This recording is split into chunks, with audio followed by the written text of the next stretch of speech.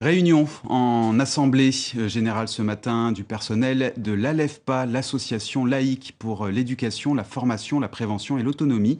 À l'occasion de la visite du directeur général de l'association, il s'agissait de faire le point sur les différentes actions. Le reportage de Philippe Grenier. Nous sommes à l'IME Denis Forestier, fleuron de l'accompagnement des enfants malades ou en situation de handicap en Guadeloupe et qui porte haut les couleurs de l'ALEFPA.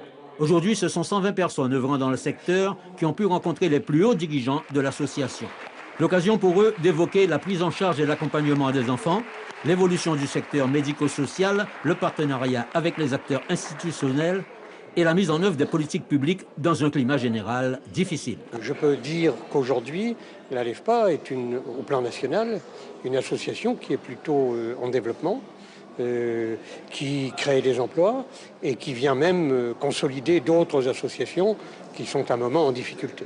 Mais ça ne nous empêche pas de devoir faire notre part d'efforts et de rigueur budgétaire.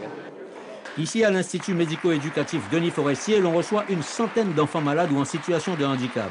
L'IME n'est pas une voie sans issue, puisque cette année, une trentaine d'enfants ont pu rejoindre le système scolaire du primaire au lycée.